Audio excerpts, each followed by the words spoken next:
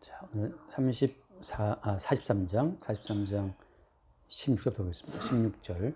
요셉은 베냐민이 그들과 함께 있음을 보고 자기의 청지기에게 이르되 이 사람들을 집으로 인도해 드리고 짐승을 잡고 준비하라. 이 사람들이 정오에 나와 함께 먹을 것이니라.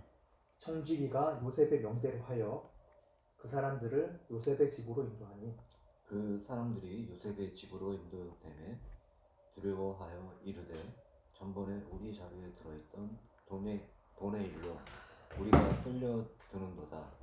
이는 우리를 억류하고 달려들어 우리를 잡아 노예로 삼고 우리의 나귀를 빼앗으려 함이로다 하고 그들이 요셉의 집 청지기에게 가까이 나아가 그 집 문 앞에서 그에게 말하여 이르되 내 주여 우리가 전번에 내려와서 양식을 사가지고 여관에 이르러 자루를 풀어본즉 각 사람의 돈이 전에 그대로 자루 아기에 있기로 우리가 도로 가져왔고 양식살 다른 돈도 우리가 가지고 내려왔나이다. 우리의 돈을 우리 자루에 넣은 자는 누구인지 우리가 알지 못하나이다. 그가 이르되 너희는 안심하라 두려워하지 말라 너희 하나님 너희 아버지의 하나님이 재물을 너희 자루에 넣어 너희에게 주신 것이니라. 너희 돈은 내가 이미 받았느니라 하고 시므온을 그들에게로 이끌어내고 그들을 요셉의 집으로 인도하고 물을 주어 발을 씻게 하며 그들의 나귀에게 먹이를 주더라. 이제 잠깐 보고 다시 또 할게요. 같이 보고.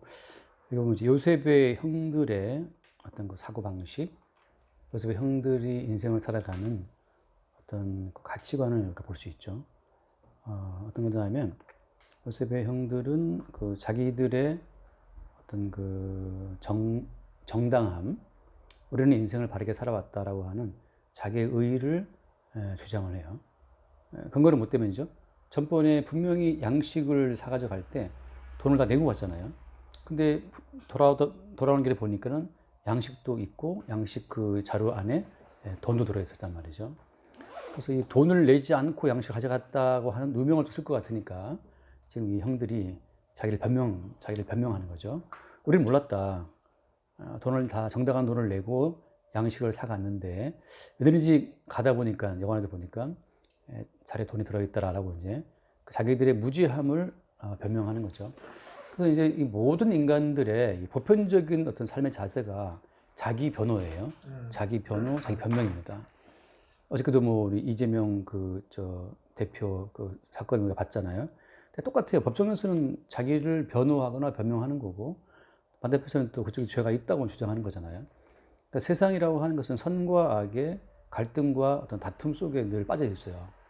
그리고 선과 악의 그 다툼과 갈등 속에서 자기를 변호하는 사람은 감옥에 안 들어가는 거고 자기 변호에 실패하는 사람은 감옥에 들어가는 거잖아요. 그러니까 인생에서 정말 돈을 아끼지 말아야 될 때는 뭐 변호사 비용이라는 말처럼 이게 까딱 자기 변명에 실패하면 이게 엄청난 그 벌금을 물거나 손해를 보거나 감옥 갈 수 있거든요. 그러니까 사람들은 자기 변명에 필사적이죠. 똑같아요. 우리가 가족 간에 마찬가지지만 가족 간 또 직장도 마찬가지지만 뭔가 우리가 억울한 일을 당했을 때 그 억울한 일을 당한 것을 우리가 못 견디기 때문에 우리 기어이 자기를 변명하고야 만단 말이죠. 근데 이 기어이 자기를 변명하고 자기를 변호하고 자기가 정의롭고 의롭다라고 하는 그 자기의에 기반한 세상이 하나님의 저주를 받은 세상이라고 하는 거예요. 그러니까 사람이 내가 옳다라고 말하는 것은 사실 이것은 저주 안에 있다는 어떤 증거입니다. 하나님이 너 선악과 먹었니? 그럼 너 나가야 된다. 이러면서 에덴 뜻은 뭐예요? 에덴의 뜻은 기쁨인데 기쁨. 조이풀 기쁨인데 선악과를 먹은 순간부터 인간에게 기쁨이 없어요. 이제 끝없이 나를 변명하지 않고는 내가 죽을 수 있기 때문에 나를 변명해야 하는 어떤 긴장감 속에 살고 있는 거고 또 내가 어떻게 저놈이 죄가 있다는 것을 내가 입증을 해야 내 이익이 돌아오기 때문에 항상 우리 남들의 어떤 허점을 또 찾기 위해서 애를 쓰는 거죠. 그러니까 그 어떤 논리와 논리의 싸움이지만 사실 그 논리와 논리의 배후에는 뭐가 있는 거예요? 네. 그 자기 의로움과 자기 변명과 자기 변호, 자기 생존 그게 다 깔려 있는 거죠. 그래서 이게 지금 선과 악의 어떤 가치로 싸우고 있다고 하는 것은 너희들이 지금 선악과를 먹고 하나님에 의해서 추방된 존재구나라는 것을 역으로 입증해 주는 거예요. 그러니까 너희들은 지금 생명이 없어. 저주 가운데 있어. 그러니까 우리가 어떤 그 인생을 살아가면서 그 나를 변호하고 싶은 억울한 일이 있을 때 막 나를 변호하고 싶어서 못 견디겠어. 막 자다 이불킥 한단 말이죠. 그건 무슨 의미예요? 아, 내가 선악과를 먹고 지금 하나님의 추방된 그 저주받은 자라는 사실을 보여주는 거예요. 그래서 이제 근데 그 저주받은 그 증상이 사라진 자들의 어떤 그러니까 저주받은 그 증상이 사라져서 저주가 아니고 하나님의 어떤 용서 은혜에서 들어와 있는 자들의 어떤 그 증거는 어떤 거예요? 그 증거는 우리가 그 나오죠. 사도행전에 보면 나오지만 그 바울과 그 실라가 감옥에 갇혔을 때 그때 그들이 뭘 하죠? 감옥에서 그들이 찬송을 해요. 찬송을 하고 기도한단 말이죠. 또 찬송한다고 하는 것은 나를 감옥에 집어넣으신 주님의 그 행위가 주의 행하심이 참으로 옳습니다라는 것에 인정이란 말이죠. 그러니까 찬송은 내게 벌어지는 모든 일이 하나님이 행하신 합당한 일이라고 하는 하나님이 행하신 일에 우리가 아멘하는 거잖아요.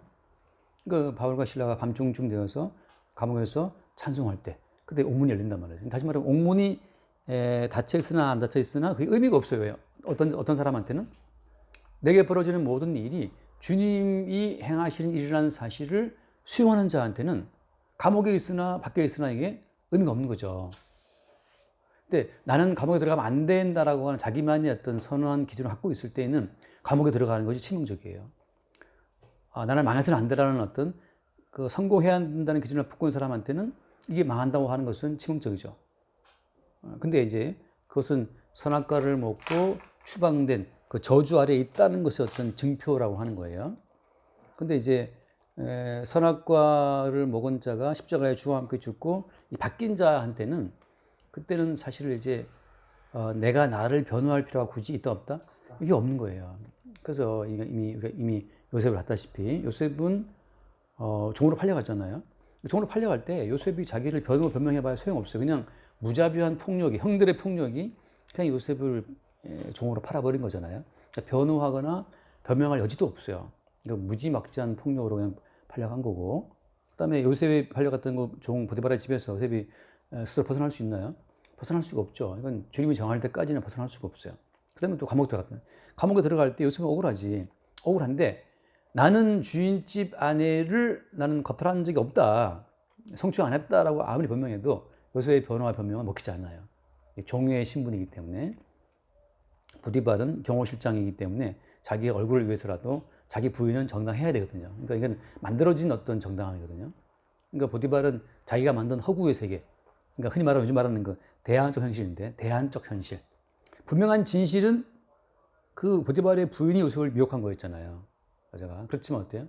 요셉은 거기에 응답하지 않고 이제 감옥 가는데 그때 보디발은 내 아내는 정결한 여자야만 돼라고 하는 그 대안적 현실을 만드는 허구 현실이죠. 만들어 가지고 거기서 자기 아내의 정당함을 입증해 세우고 그리고 파렴치한 성추행범으로 요셉을 감옥에다가 집어넣죠. 그러니까 그때 요셉은 변명할 수 있어요. 변명할 수 있는 상황이 못 돼요. 그러니까 주의 모든 성도의 삶이라고 하는 것은 변명과 변호할 기회 자체가 사실 없는 거고 똑같죠 또. 예수님이 빌라도가 막 물어본다면 너 왜 말이 없냐. 많은 사람들이 너를 지금 고소하는 걸 못 듣느냐라고 예수님께 뭔가 말을 변호하라고 요구했단 말이죠. 빌라도에게. 근데 주님이 말씀해야 안 해요? 말씀을 안 해요. 주님은 그 양처럼 한마디 변명도 없이 그냥 잠잠히 있었단 말이죠. 그러니까 왜냐하면 왜 그래요? 변명한다고 하는 것은 선악과를 먹은 저주받은 존재라고 하는 것의 어떤 증표이기 때문에 이게 말이 많고 변명이 많고 변화가 많다 하는 것은 나는 아직 의롭다는 거거든요. 이게 자기 자신의 선악 기준으로 자기 의로움을 막 증거하는 거예요. 그러니까 근데 요셉이든 예수님이든 바울이든 간에 거기에 대해서 자기 변호와 변명을 하지 않는 거죠. 자, 그런데 이 형들은 어때요? 형들은 기회가 오니까 또다시 자기를 변명하는 거예요. 변명할 때 돌아온 답은 뭐였습니까? 20현절 말씀, 23절.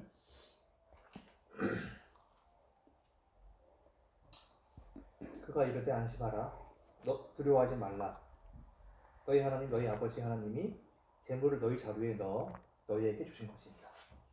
너희 돈은 내가 이미 받았으니라 하고. 그러니까 안심하라, 두려워하지 말라. 그 돈은 너희 하나님, 너희 아버지 하나님이 너희 자리에 넣어주신 것이다. 이래서 이게 지금 논리적으로 말이 안 되잖아요, 그죠? 돈을 내고 곡식을 샀으면 돈을 냈으니까 이제 곡식만 가지고 와야 되는데 도로 돈이 들어와 있는 거잖아요. 여기에서 우리에게 들어오는 모든 돈은 어때요? 사실은 이게 우리 행위의 결과가 아니라는 사실을 보여주는 거예요. 우리의 계좌에 들어온 모든 돈은 우리 행위의 결과가 아니고 그냥 너희 하나님, 너희 아버지 하나님이 그냥 주신 거예요. 이게 우리가 가지고 있는 건강이라든지 뭐 가정이라든지 재물이 모든 것들이 내가 열심히 일해서 내가 땀 흘려 번 돈이야라고 하는 것이 아니고 사실 이게 은혜의 차원에서는 그냥 하나님이 그냥 주신 거야. 그래서 얼떨떨해요. 뭐 내가 뭐 했는데 그냥 너희 하나님이 주신 것이다.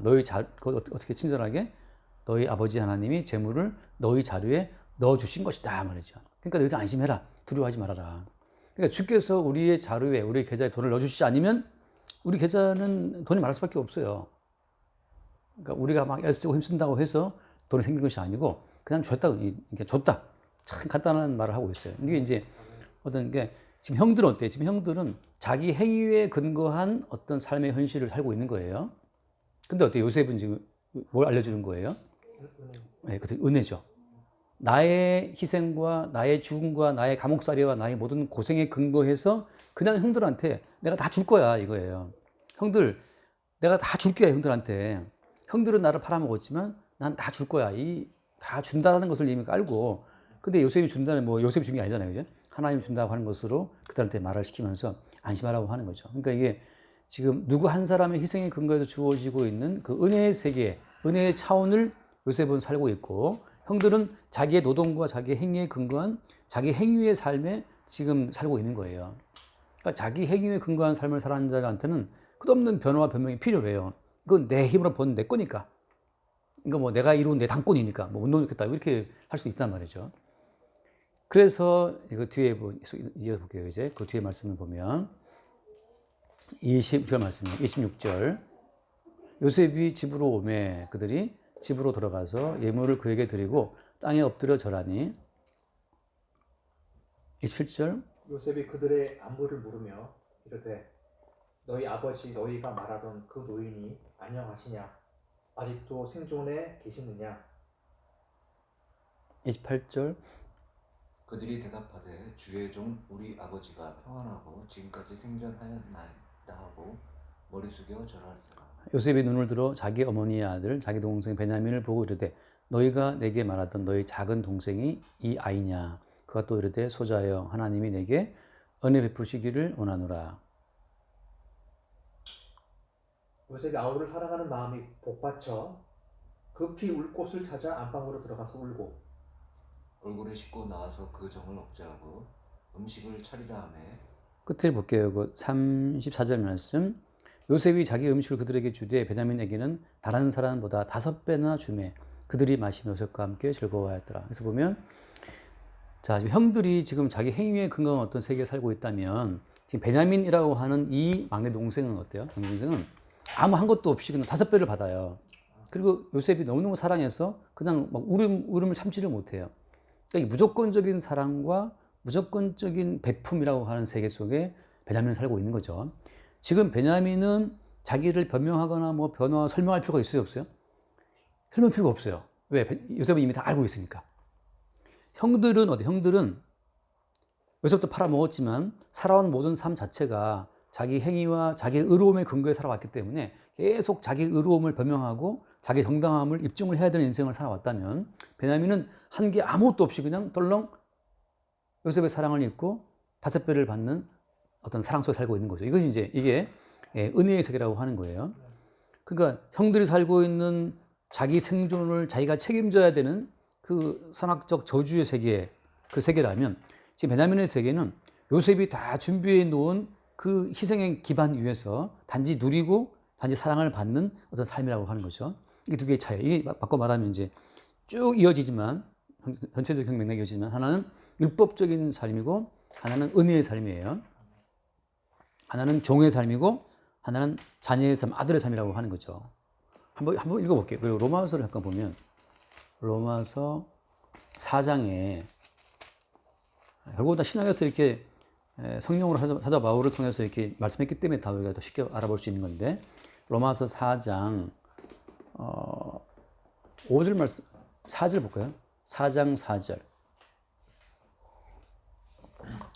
일하는 자에게는 그 삭기 은혜로 여겨지지 아니하고 보수로 여겨지거니와 4장 5절 이를 아니할지라도 경건하지 아니한 자를 의롭다 하시는 이를 믿는 자에게는 그의 믿음을 의로 여기시나니 이런 것이 없이 하나님께 의로 여기심을 받는 사람의 복에 대하여 다윗이 말한 바 불법이 사함을 받고 죄가 가리어짐을 받는 사람들은 복이 있고 주께서 그 죄를 인정하지 아니하실 사람은 복이 있도다 네. 하는 것 같습니다. 참 복이라는 것은 뭐냐 하면 야 내가 일한 것도 없이 거기죠. 일하는 자에게는 그 삭시 은혜로 여겨지지 않잖아요. 그 보수지 당연히. 내가 일한 만큼 받는 거니까 그 보수란 말이죠. 근데 일을 안 했어. 베냐민은 지금 한 게 아무것도 없어. 근데도 어때요? 그냥 의롭다 하시는 이 그리고 사랑한다고 하는 그 요셉에 의해서 그냥 그 사랑의 모든 혜택을 잊고 있다고 하는 거.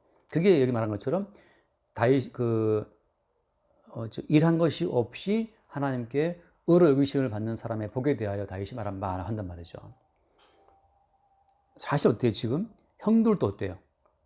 형들도 지금 일한 것이 없이 모든 불법 자체를 사함받았단 말이죠 지금.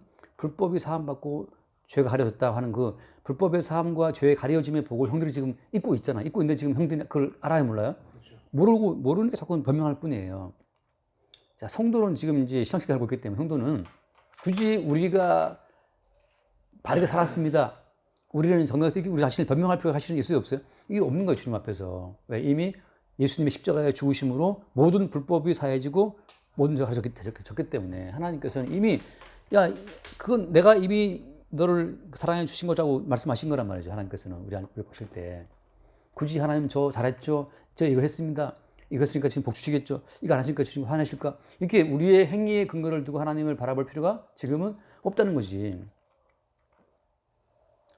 근데 오늘날도 마찬가지죠. 이 요셉의 형들처럼 여전히 이 어떤 복음의 비밀을 모르는 사람들은 계속 자기의 어떤 행위의 근거를 하고 하나님과 흥정을 막 벌인다는 거죠. 내가 이걸 하면 기뻐하시겠지, 이거 하면 싫어하시겠지. 근데 그런 게 아니라는 거지 그냥. 아까 그 청직이 말한 것처럼 안심하라 두려워하지 말라. 너희 아버지 하나님이 너에게 그냥 주신 거야 이렇게. 너희들이 이것 때문에 뭐 바르게 살았니 옳게 했니 그걸 따지지 마. 이미 불법 자체는 다 사해진 바 되었으니까. 이게 지금 그 요셉이 보여주고 있는 베냐민을 대하는 요셉의 태도, 그다음에 형들이 보여주는 태도를 통해서 이게 종의 어떤 마인드와 아들의 마인드가 드러나는 거예요. 그러니까 종의 마인드는 계속 뭔가를 해야 돼. 나의 어떤 생각을 입증해야 돼. 자기의 옳고 자기의 행위를 입증을 해야만 삭스로 주어지는 걸 받아 살아가는 거니까 진짜 피곤한 인생이죠. 근데 어떤 아들은 한 게 아무것도 없지만 큰 소리 치는 게 아들이란 말이지. 그리고 5배나 받아요. 그게 이제 아들의 몫이라고. 그걸 지금 말해주고 있는 거죠. 자, 똑같이 한번 이런 흐름으로 한번 볼게요. 갈라디아서를 보면 갈라디아서 4장 24절 이것은 비유니 이 여자들은 두 언약이라 하나는 신의 산으로부터 종을 낳은 자니 곧 하갈이라. 이 하갈은 아라비아에 있는 신의 산으로서 지금 있는 예루살렘과 같은 곳이니 그가 그 자녀들과 더불어 종노릇하고 오직 위에 있는 예루살렘은 자유자니 곧 우리 어머니라. 예, 자유자. 그러니까 지금 이제 요셉과 베냐민은 어때요? 같은 배에서 태어났잖아요. 그 엄마가 같잖아요. 엄마가 라헬로서 한 배에서 낳았다고. 근데 야곱이 정말 사랑하는 여자는 또 라헬이었잖아요. 그러니까 라헬이 보여주고 있는 것은 그 라헬의 몸종 비라, 레아의 몸종 실바 그런 종이 아니고 라헬이 보여주고 있는 자유자. 야곱이 너무너무 사랑해서 낳았던 그 자유자의 아들들이 베냐민과 요셉인데 그들이 어때요? 그들은 아들이라고 하는 거죠. 근데 재밌는 건 같은 아들이지만 어때요? 같은 아들이지만 한 아들은 이게 노예로 팔려가서 감옥 들어가고 온 거 고생을 다 하고 또 하나 아들은 그 팔려간 형에 의해서 혜택을 다 누리는 아들이란 말이죠. 그러니까 다 같이 자유자의 아들이지만 왜 한 형제는 팔려가서 고통을 당하고 한 형제는 팔려간 형제 때문에 혜택을 입느냐 말이죠. 이게 뭘 보여주는 거예요? 하나 더 말씀 볼게요. 히브리서 잠깐 봐요. 히브리서 2장을 잠깐 봅시다. 히브리서 2장 자 11절 말씀 볼게요. 거룩하게 하시는 이와 거룩하게 함을 입은 자들이 다 한 근원에서 난지라. 그러므로 형제라 부르시기를 부끄러워하지 아니하시고. 아마 여기 보면 거룩하게 하시는 이는 누구죠? 주님. 네, 주님이고 거룩하게 함을 입은 자들은 성도죠, 그죠? 그래서 뭐라고 불러요, 다? 그러므로 형제라 부르시기를 부끄러워 안 한다. 그러니까 지금 예수 그리스도가 우리를 바라볼 때에는 형 요셉이 동생 베냐민을 바라보고 막 그냥 사랑이 벅차서 오르니까 눈물이 난단 말이죠. 그렇게 보는 것처럼 지금 형 마청이죠, 마청. 장자 대신 마청 대신 예수께서 우리 성도를 바라볼 때에는 이게 뭐 엄청난 사랑으로 바라본다고 하는 거죠. 그 예수께서 자기가 피 흘려서 자기가 고생해서 만들어 놓은 그 모든 혜택을 그냥 베냐민에게 5배를 주듯이 성도에게 주는 것을 기뻐한다는 거죠. 그래서 거룩하게 하시는 이와 거룩하게 입은 자들이 한 근원이기 때문에, 한 근원은 뭘 말해? 한 근원은 아까 말했던 것처럼 언약이죠. 그 한 언약이라고 하는 그 말을 또 갈라디아에서 뭐라고 풀어요? 갈라디아에서는 언약이라는 말을 갈라디아에서는 언약으로 봐요. 성령으로 봐요. 성령으로. 그 전번에 봤죠. 우리가 유다야 중보 봤는데, 그러니까 언약이라고 하는 것 바꿔 말하면 한 성령 안에서 이루어진 일이기 때문에 거기에서 부끄러워하지 않고 오히려 5배 혜택을 준다고 하는 거죠. 그래서 그 뒤에 쭉 이어지는 같은 패턴의 말씀인데, 그 17절 말씀 보면 17절, 히브리서 2장 17절. 그러므로 그가 범사에 형제들과 같이 대심이 마땅하다. 이는 하나님의 일에 자비하고 신실한 대제사장이 되어 백성의 죄를 속량하려 하심이라. 그가 시험을 받아 고난을 당하였은즉 시험 받는 자들을 능히 도우실 수 있느니라. 아멘. 자, 한 근원, 같은 어머니, 같은 한 언약, 같은 성령에서 다 이루어진 일인데, 그래서 예수 그리스도는 형제들을 대신해서 어떻게 해요? 시험 받고 고난 받는다는 거죠. 그래서 형제들의 그 모든 죄를 어떻게 하라? 속량하려 하심이고 도우시기 위함이라고 하는 거예요. 그러니까 지금은 그리스도에서는 형제들은 자기 힘과 자기 능력과 자기 거룩함으로 살 수 있는 자들이 아니고 그 홀로 시험 받고 고난 받고 팔려가 죽임 당하신 예수 그리스도를 말미암아서 이루어진 성취의 혜택으로 산다고 하는 거죠.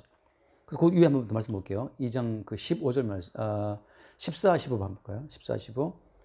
자네들은 혈과 육에 속하였음에 그것 또한 같은 모양으로 혈과 육을 함께 지니심은 죽음을 통하여 죽음의 세력을 잡은 자 곧 마귀를 멸하시며 또 죽기를 무서워함으로 한평생 매어 종노릇하는 모든 자들을 놓아주려 하심이다. 여기에서 자, 지금 죽기를 무서워 한평생 매어 종노릇하는 자들은 사실 이제 형들로서 지금 이렇게 표현되어 있죠. 형들로서. 형들은 살기 위해서 자기의 생존과 가치를 지키기 위해서 심지어 어때요?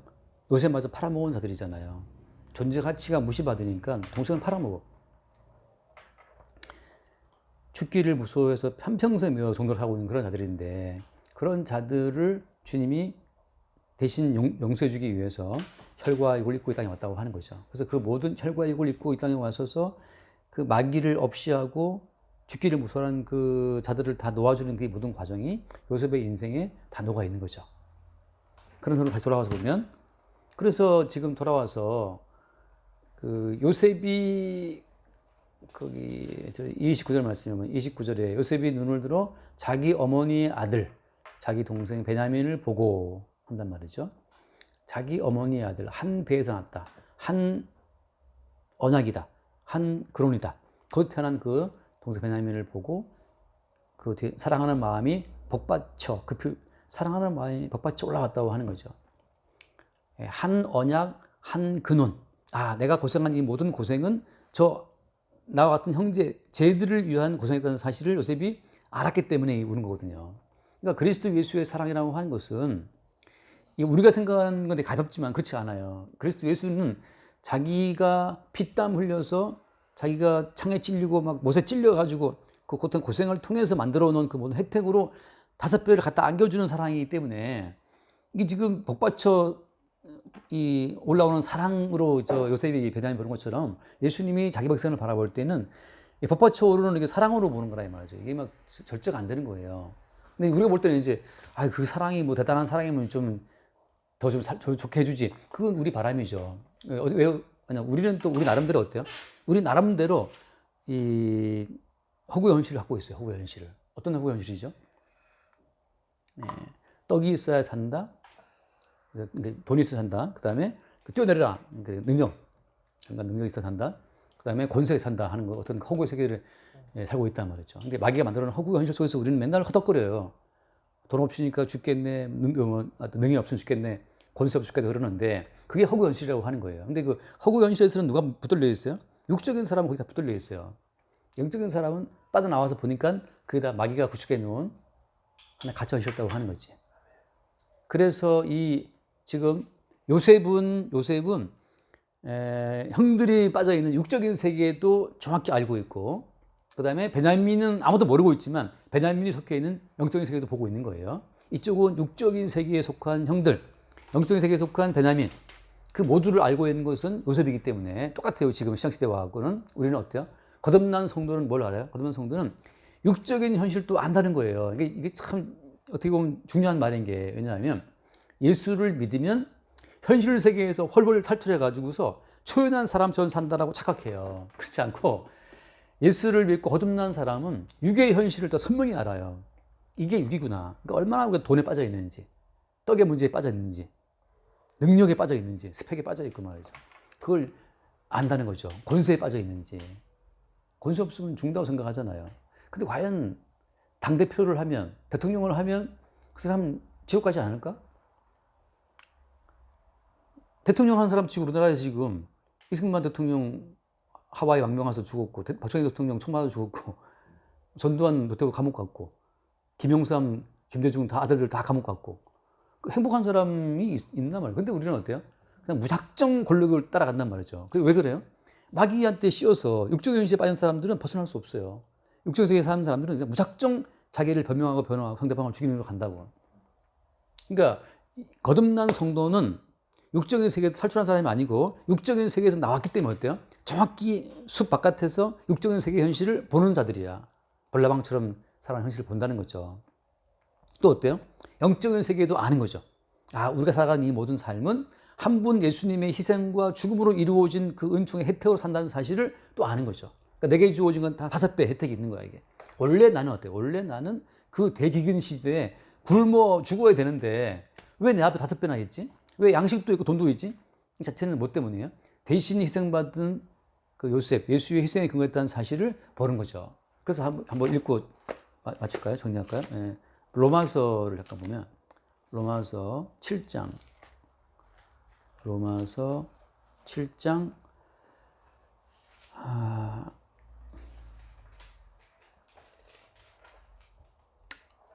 25절을 볼게요. 7장 25절. 우리 주 예수 그리스도로 말미암아 하나님께 감사하리로다.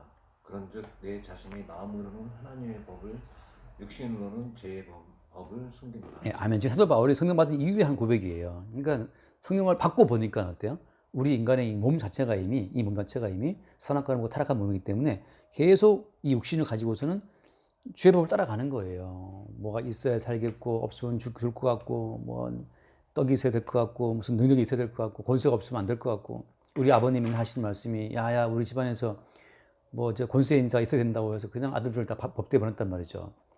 그중 하나는 또 갑자기 뭐 시작한다고 해서 집안에 충격을 줬는데, 이게 그냥 육신의 법은 뭐냐 하면 그냥 죄법을 따라가는 거예요. 선과 악의 논리에 빠져갖고 자기를 정당화하려고 맨날 싸우고, 나 잘했다고 우기고.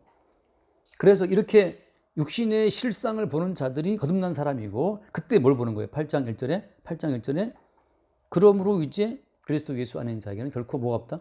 정죄함이 없다. 예, 정죄함이 없다고 하는 것은 어때요? 육신의 죄악상을 깔고 하는 이야기예요. 아까 봤죠? 형들은 계속 자기를 변명하잖아요. 형들은 선악과를 먹은 족속으로 자기를 변명하지만 청지기가 무슨 말 했어요? 안심 마라, 두려워하지 말아라. 그건 아버지 하나님이 주신 거야 라고 안심을 시킨단 말이죠.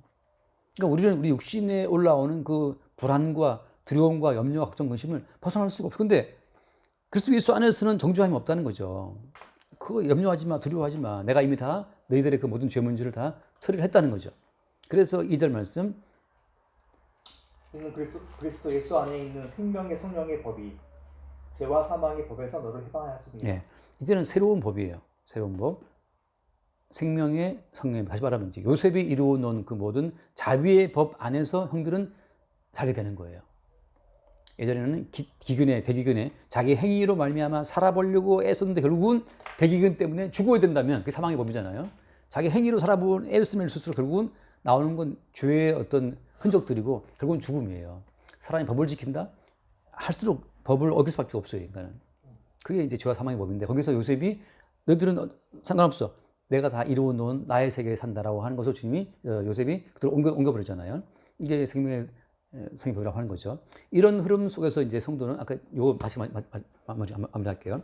자, 육에 속한 사람들, 그러니까 성도에는 어떤 이중적인 자아가 있는 거죠. 어떤 거예요? 항상 이 죄의 법을 따라가는 육신이 있고, 그 다음에 또 성령으로 말미암아서 주님이 준비해 놓으신 그 신령한 세계를 바라보는 영의 세계가 있단 말이죠. 그런 점에서 어때요? 그래서 무슨 말을 해요? 잠깐 한번 읽고 마칠게요. 골로새서 3장에 골로새서 3장 1절부터 볼게요. 1절. 그러므로 너희가 그리스도와 함께 다시 살리심을 받았으면 위의 것을 찾으라. 거기는 그리스도께서 하나님 우편에 앉아 계시느니라. 여기 보면 이제 그리스도와 함께 다시 살리심을 받았으면 하고 하잖아요. 바꿔 말하면 지금 너희들이 요셉과 함께 있다면 요셉만 바라봐. 요셉만. 니들이 따로 뭘 이렇게 챙기고 뭐 돈을 벌어야 되고 농사하고 그 생각하지 마. 요셉만 바라봐. 그 말이에요. 요셉이 다 모든 걸 이루어 놓고 지금 어디 앉아 있어요? 총리에 앉아 있는 것처럼 예수님께서 어때요? 어디 앉아? 예수님께서도 하나님 우편에 앉아 있다는 거죠. 하나님 우편, 그 통치자리에 앉아 있다고 하는 거예요.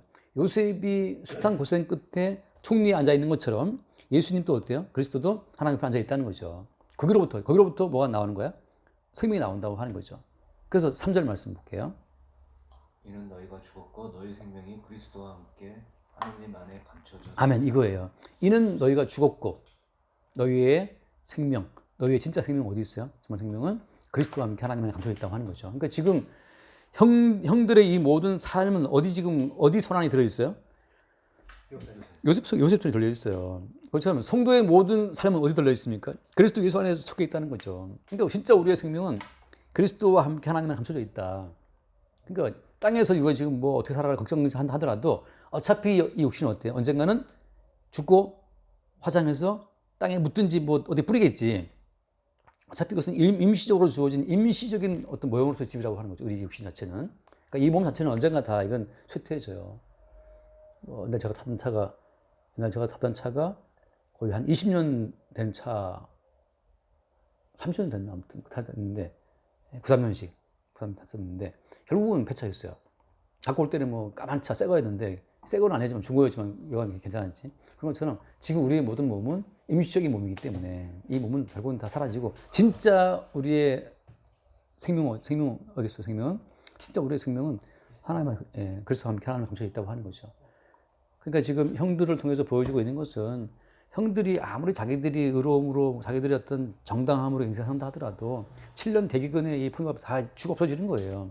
근데 그들의 생명은 지금 어떻게 됐어요? 요셉의 손 안에 들어온 것처럼 모든 성도는 이 죄와 사망의 권세 가운데 다 지옥과에 마땅한데 지금 성도의 진짜 생명은 그리스도와 함께 하나님의 감춰 있다고 하는 거죠. 그럼 지금 몸뚱이에 왜 있는 겁니까? 이 몸뚱이는 계속해서 예수님이 어떠한 희생으로 우리의 죄를 용서했는지를 보여준 용도로 이 몸뚱이가 있는 거예요.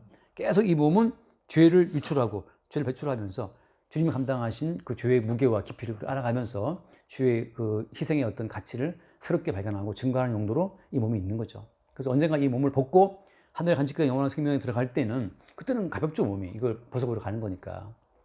그래서 이 형들의 안목을 통해서 베냐민 속에 준비된 새로운 차원의 어떤 은혜로 지금 요셉이 이 형들을 안내하고 있는 겁니다. 그렇게 우리의 삶도 가도록 합시다. 기도하시죠. 주님 감사합니다. 오늘 본문을 통해서 요셉의 형들이 선악의 기반을 두고 자기 삶을 변명하고 율법 가운데 붙들려 있는 종의 모습을 보여주셨습니다. 또 그와 또 반대로 베냐민처럼 아무것도 하지 아니할지라도 자유자로서 부르심을 받고 은혜 가운데 거하는 이 자녀의 삶을 보여주심으로 대조하심으로 생명의 성령의 법으로 인해 살아간 성도의 삶이 어떤 것인지를 더욱더 분명하게 깨닫게 됩니다.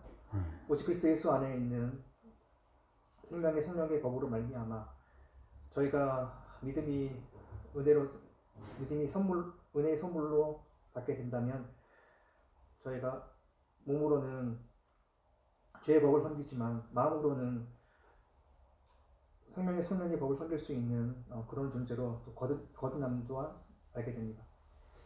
주는 은혜 안에서 주 삶을 바라보는 더욱더 믿음이 생기길 원하고 이 안에서 이 모든 것을 주관하시는 그리스도 예수 안에서 저희가 인도함을 받고 그 안에서 누리는 그 자유함이 오직 은혜로 주어진 선물이라는 것을 깨달을 수 있도록 더욱더 인도하여 주시옵소서. 아멘. 예수님 이름으로 기도합니다. 아멘. 아멘. 주님 감사합니다. 주님께서 만들어 놓으신 아무 희생의 가치도 없이 5배의 은혜로 우리의 행위나 그 어떤 의로움 없이도 예비해 놓으신 그 세상에 있음을 오늘 말씀을 통해서 배웠습니다. 항상 우리들은 주님 앞에 다가서기 위해 선악적 행위에 근거한 요셉의 형들과 같은 마인드로 항상 선악적 마인드로 누군가에게 항상 항변하고 이겨먹기 위한 삶을 살고 있습니다.